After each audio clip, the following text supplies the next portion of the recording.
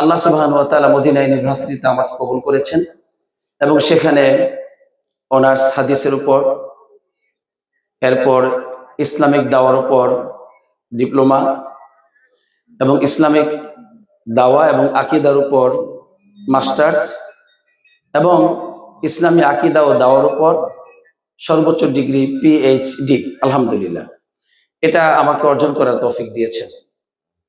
এরপরে আমি হাদিসে অনার্স করার পর ইসলামিক দাওয়ার উপর আমি ডিপ্লোমা করি, আলহামদুলিল্লাহ।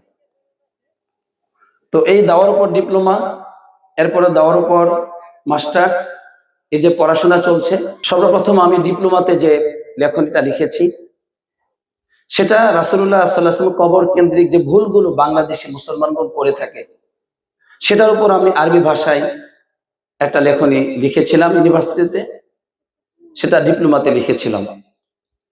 তো সেটা ছিল আল আখতা আল মুতাআল্লিকা বিকুবুরি নবী সাল্লাল্লাহু আলাইহি ওয়াসাল্লাম বাইনা আল বাংলাদেশিয়িন। বাংলাদেশিদের মাঝে রাসূলুল্লাহ সাল্লাল্লাহু আলাইহি ওয়াসাল্লামের কবর কেন্দ্রিক যে ভুলগুলো আছে সেগুলো আমি সেই লেখনীতে তুলে ধরেছিলাম। সেটা হচ্ছে আমার ডিপ্লোমাতে।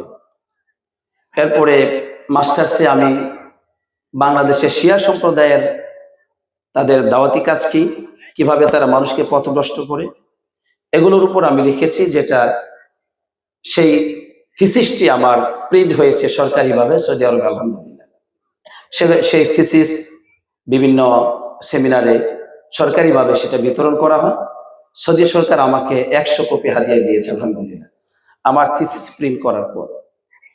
এবং আমি মাস্টার্সেও যে লেখনীটা লিখেছি কি পিএইচডিতে, সেটাও কিন্তু আমার সৌদি আরবের দাওয়াতি কাজের অবদান বাংলাদেশের উপর,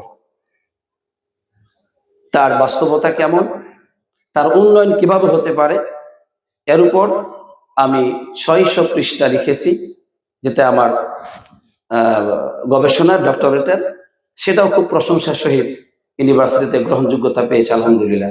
সেখানে আমি সৌদি আরবের যত স্কলার বাংলাদেশে আছে, বড় বড় স্কলার, তারা কি করছে, কিভাবে করছে, এবং সৌদি আরবের ধর্ম মন্ত্রণালয়ের পক্ষ থেকে এদেশে কতটুকু অবদান রাখা হয়েছে, এগুলো সব আমি আলোচনা করেছি, আলহামদুলিল্লাহ।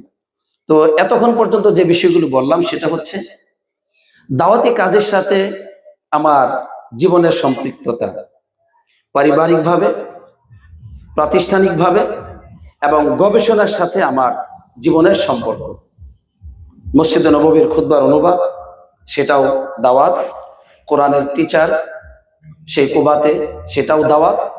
এভাবে করেই আমার জীবন আল্লাহ তাআলা গড়ে তুলেছেন সৌদি আরবে, আলহামদুলিল্লাহ।